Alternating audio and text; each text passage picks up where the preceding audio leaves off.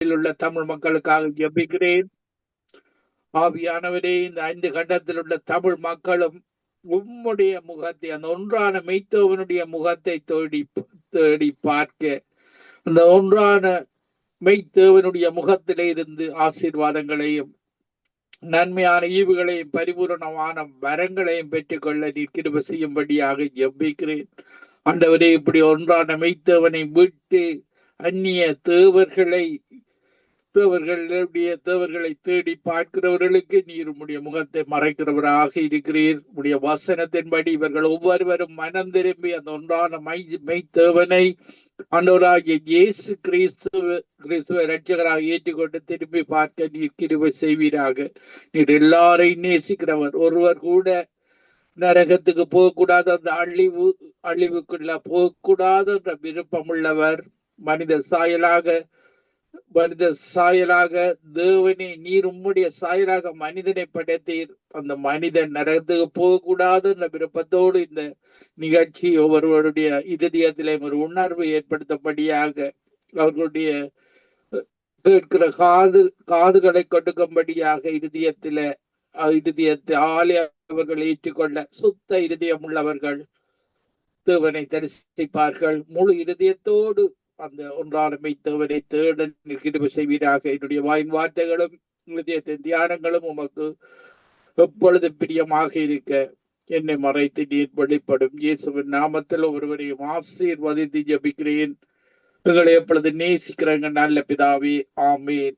நாங்கள் தியானத்துக்கு எடுத்துக்கொண்ட வசனம் 2 கொரிந்தியர் 4 வசனத்துல பார்க்கும் பொழுது, இருளிலிருந்து வெளிச்சத்தை பிரகாசிக்க சொன்ன தேவன் இயேசுவின் முகத்தில் உள்ள தமது மகிமையின் அறிவாகிய ஒளியை தோன்ற பண்ணும் பொருட்டாக எங்கள் இருதயங்களில் பிரகாசித்தார். பாருங்க, நாங்கள் அவரை அறிய ஒன்றான மெய்த்தேவனுடைய வசனங்களை தியானிக்க அவர் எங்களிடத்துல வெளிச்சத்தை தருகிறவராக இருக்கிறார். எங்களுடைய இருதயத்துல அவருடைய மகிமையின் வெளிச்சம் எங்களுடைய இருதயத்துல வருகிறது. அது முகத்தில, அந்த வெளிச்சம் முகத்தில பிரகாசிக்கிறது, முகத்தில பிரசன்னத்தை கொண்டிருக்கிறது. இதை நீங்கள் இப்ப உணரலாம். இப்படியான தேவன் தான் எங்களுடைய தேவன். அவரை தியானிக்க அவருடைய முகத்தை தேட இருதயத்தில் அவருடைய மகிமையின் குளோரி லைட் நிரம்புகிறது. அகத்தின் அழகு முகத்தில் தெரிவது போல அவருடைய மகிமையின் ஒளி எங்களுடைய முகத்தில பிரகாசித்து பிரசன்னமாகி அவர் மெய்யான தேவன் என்பதை உங்களுக்கு காண்பிக்கிறது. இப்படியான தேவன் தான் எங்களுடைய தேவன். அடுத்த வசனத்திலையும் பார்க்கும் பொழுது 2 கொரிந்தியர் 4 வசனத்திலையும், இந்த மகத்துவம் உள்ள வல்லமை எங்களாய் உண்டாயிராமல் தேவனால் உண்டாயிருக்கிறது என்று விளங்கும்படி இந்த பொக்கிஷத்தை மண் பாண்டங்களில் பெற்றுக் கொள்ளுகிறோம். இது ஒரு பவர். பாருங்கள், குளோரி பவராக இருக்கிறது. எங்களால் உண்டாயிராமல் தேவனால் உண்டாயிருக்கிறது என்று விளங்கும்படி இந்த பொக்கிஷத்தை மண் பாண்டங்களில் பெற்றிருக்கிறோம். பாருங்கள், தேவன் தான். நீங்கள் எந்த மதத்தில இருந்தாலும், என்ன பாவ சாப வாழ்ந்தாலும், எல்லா மனிதர்களையும் தேவன் தமது சாயலாகவும் ரூபத்தின் படியும் படைத்திருக்கிறார். அவருடைய முகத்தை, அந்த ஒன்றான மெய்த்தேவனுடைய முகத்தை நீங்கள் தேட வேண்டும், அனுதினமும் தேட வேண்டும். அவர் உங்களை பார்த்து விட்டால் உங்களுக்கு ஆசீர்வாதம் தான். பாருங்கள், யோபுவின் முகத்தை பார்த்தார். பாருங்கள், அவனை ஆசீர்வதிப்பதற்கு முன்பாக அவனுடைய யோபு 42 பார்க்கும் பொழுது தேவன் யோபுவின் முகத்தை பார்த்தார். அதன் பின்பு அவனுக்கு ஆசீர்வாதம். இப்படியாக தேவனை முகமுகமாக பார்த்தவர்கள் வேதாகமத்துல இருப்பதை நாங்கள் பார்க்கக்கூடியதாக இருக்கிறது. பாருங்கள், தாவீது சொல்லும் பொழுது சங்கீதம் 27 வசனத்துல, சங்கீதம் 27:8, என் முகத்தை தேடுங்கள் என்று சொன்னீரே, உம்முடைய முகத்தையே தேடுவேன் கர்த்தாவே என்று இருதயம் உம்மிடத்தில் சொல்லிட்டு அவருடைய முகத்தை தேடும்படியாக அதை அவன் தேடி அதை உணர்ந்து கொண்டதை வேதாகமத்துல சொல்லியதை நாங்கள் பார்க்கக்கூடியதாக இருக்கிறது. பாருங்கள், அவருடைய முகத்தை நீங்கள் பார்க்க முடியாதிருந்தால் அவரிடத்துல விண்ணப்பம் செய்ய வேண்டும். எனக்கு இறங்கும் கிருபை உள்ளவரே, பரிசுத்தம் உள்ளவரே, தாழ்மை உள்ளவரே, அவருடைய நல்ல குணங்களை சொல்லி சொல்லி நாங்கள் அவரிடத்தை கேட்கும் பொழுது அவர் அவர் எங்களுடைய விண்ணப்பத்தை கேட்டு தன்னுடைய முகத்தை, அவருடைய சாயலை எங்களுக்கு காண்பிக்கிற தெய்வமாக இருக்கிறார். நாங்கள் சங்கீதம் 27 அதிகாரம் 9வது வசனத்திலேயும், உமது முகத்தை எனக்கு மறையாதேயும், நீர் கோபத்துடன் உமது அடியானை விலக்கி போடாதையும், நீரே என் சகாயர், என் ரட்சிப்பின் தேவன், என்னை நெகிழ விடாமலும் என்னை கைவிடாமலும் இரும். பாருங்கள், ஒன்றான மெய்த்தவனை விட்டு நீங்கள் எங்கு போனாலும் உங்களுக்கு நஷ்டம் வரும், கவலை வரும், துக்கம் வரும், மரணம் வரும். இப்படியாக வாழ்வில துயர சம்பவங்களோடு தான், வறுமையோடு, கஷ்டத்தோடு, துன்பத்தோடு தான் நீங்கள் வாழ வேண்டும். பாருங்கள், இப்படித்தான் அன்றைக்கு இஸ்ரவேல் ஜனங்கள் கூட இப்படியாக பாருங்கள், அந்த தேவர்கள் வணக்கங்களை செய்த பொழுது அவர்களுக்கு திகில் வந்தது, துன்பம் வந்தது, நஷ்டம் வந்ததை நாங்கள் வேதாகமத்துல பார்க்கக்கூடியதாக இருக்கிறது. பாருங்கள், ஆரம்பத்துல தேவன் இந்த உலகத்துக்கு வெளிச்சத்தை படைத்தார். பாருங்கள், இயேசு பிறக்கும் பொழுது கூட நாங்கள் ஆதியாகமம் 1 அதிகாரம் 2வது வசனத்துல, ஆழத்தின் மேல் இருள் இருந்தது, தேவ ஆவியானவர் ஜலத்தின் மேல் அசைவாடி கொண்டிருந்தார், தேவன் வெளிச்சம் உண்டாக கடவது என்றார், வெளிச்சம் உண்டாகிட்டு. பாருங்கள், இப்படியாக இந்த சரித்திரத்தை 2ஆக பிரித்த இயேசு இந்த உலகத்துல பிறந்த பொழுது பாருங்கள், சரித்திரத்தை 2ஆக பிரித்தார், கிறிஸ்துவுக்கு பின், கிறிஸ்துவுக்கு முன்.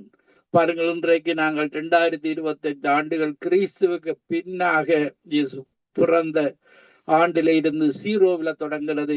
இயேசு பிறந்த ஆண்டு 0ல இருந்து 33 வருடங்கள் இந்த உலகத்துல வாழ்ந்தார். அவர் பிறக்கும் பொழுது பாருங்கள், மத்தேயு 4 அதிகாரம் 15வது வசனம் சொல்லுகிறது, இருளில் இருக்கும் ஜனங்கள் பெரிய வெளிச்சத்தை கண்டார்கள், மரண இருளில் திசையில் இருக்கிறவர்களுக்கு வெளிச்சம் உதித்தது. பாருங்கள், மரணம் பழைய ஏற்பாட்டில இந்த பாவத்தை மேற்கொள்ள முடியாதபடி தொடர்ந்து அவர்கள் பலிகளை இட்டு வந்தார்கள்.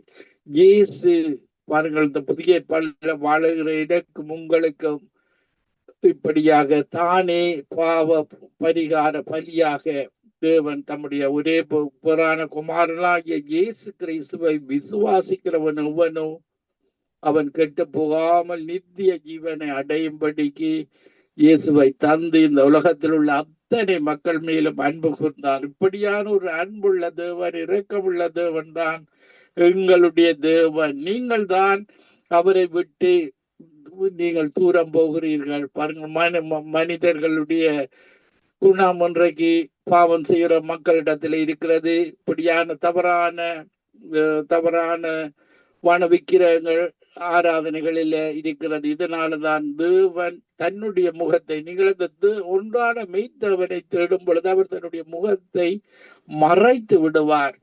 பாருங்க, நாங்கள் எப்படி உண்டாக்கப்பட்டோம்? எங்களுடைய ஒன்றான மெய்த்தவன் தான் எங்களை உருவாக்கினவர். இந்த மண் பாண்டமாக எரேமியா 18 அதிகாரத்தில் நீங்கள் வாசித்து பார்த்தீர்களாக இருந்தால், ஒரு குயவன் எப்படி ஒரு பாத்திரத்தை வணைகிறானோ அதே போலதான் தேவன் மண்ணிலிருந்து எங்களை உருவாக்கினார். இப்படியான தேவன் தான் எடுத்து ஜீவ சுவாசத்தை எங்கள் மேல ஊதினார் என்று நாங்கள் வேதாகமத்துல பார்க்கக்கூடியதாக இருக்கிறது.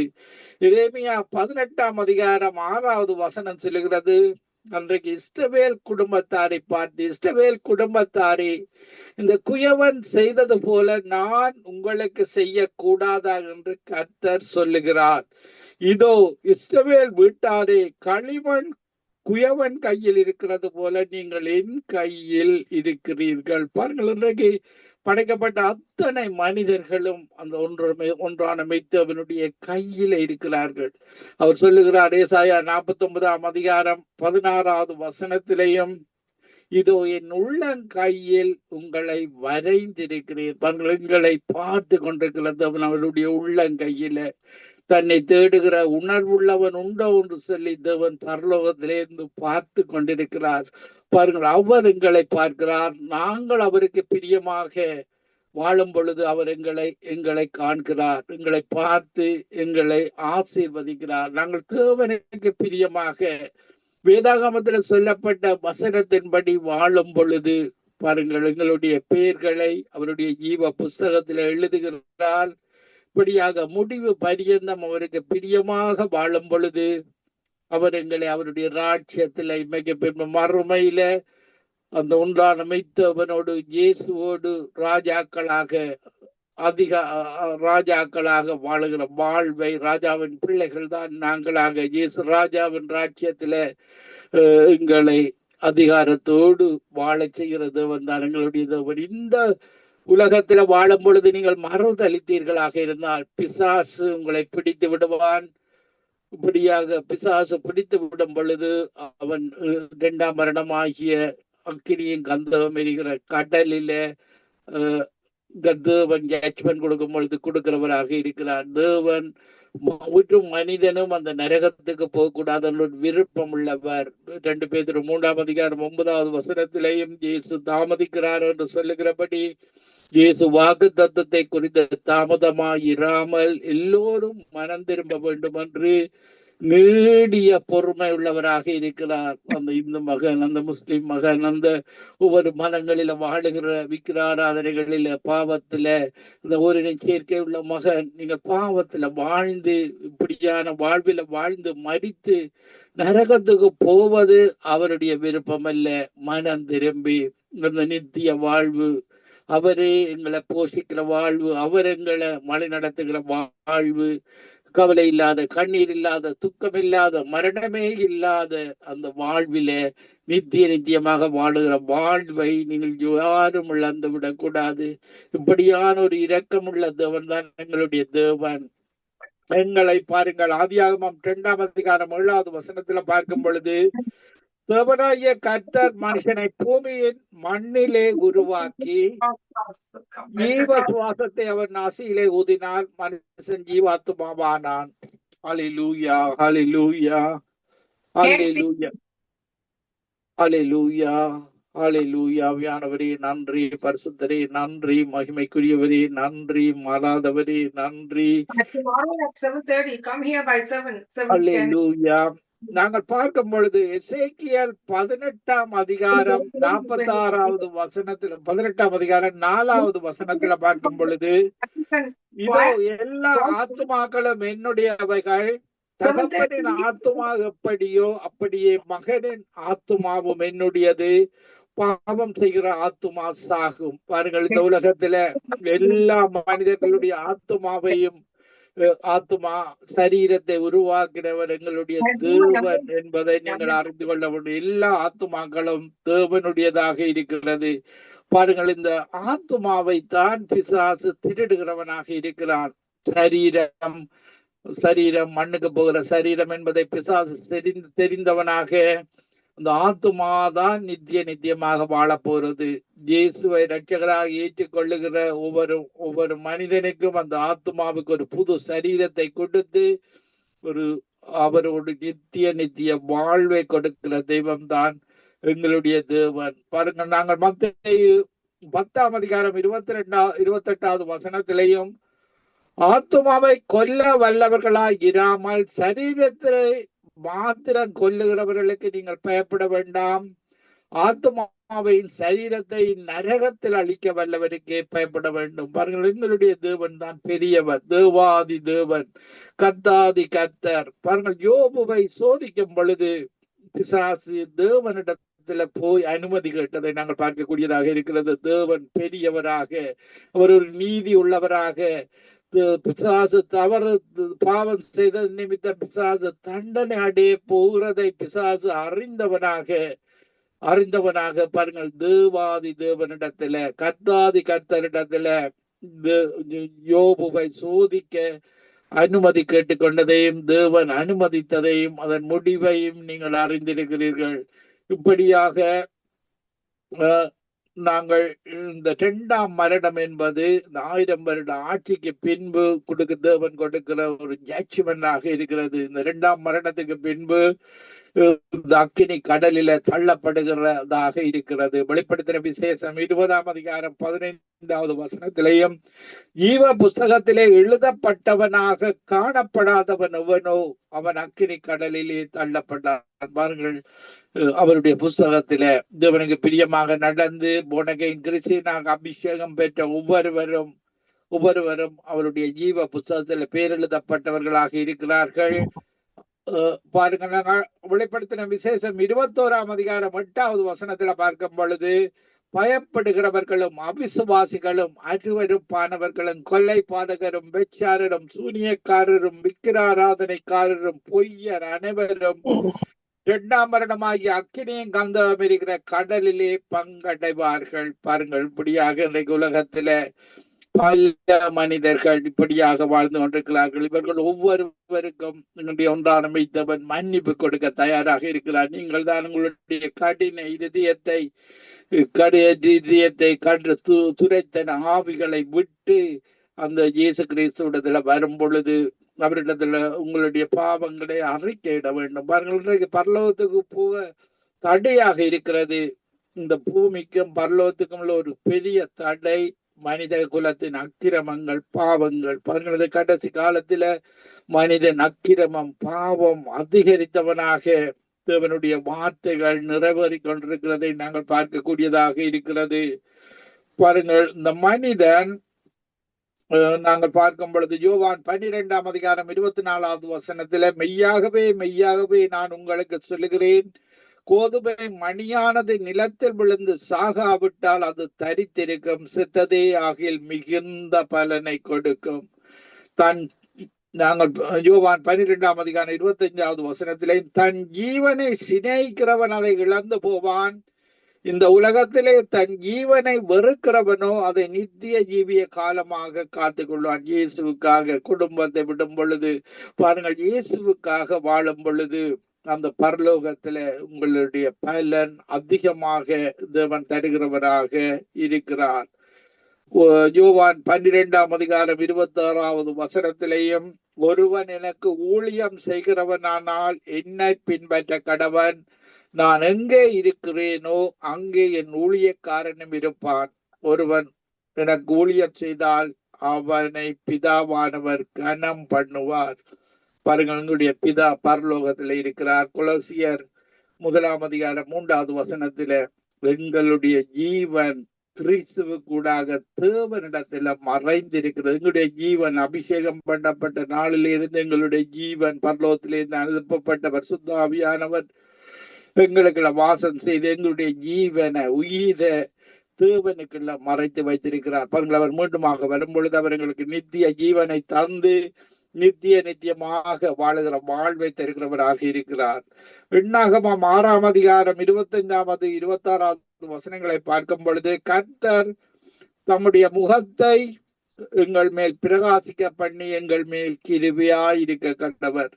கர்த்தர் தம்முடைய முகத்தை உன்மேல் பிரசன்னமாக்கி உனக்கு சமாதானம் கட்டளையிட கடவர். இப்படித்தான் அன்றைக்கு இஸ்ரவேல் ஜனங்களை தேவன் மோசே ஆரோன் மூலமாக இந்த வசனங்களுக்கு ஊடாக முகத்தை பிரகாசிக்க செய்கிற தேவன், முகத்தில் எங்களுடைய முகத்துல பிரசன்னமாய் இருக்கிற தேவன். அவருக்கு பிரியமாக வாழும் பொழுது அவர் எங்களை அப்படியாக எங்களை ஆசீர்வதிக்கிற தேவனாக இருக்கிறார்.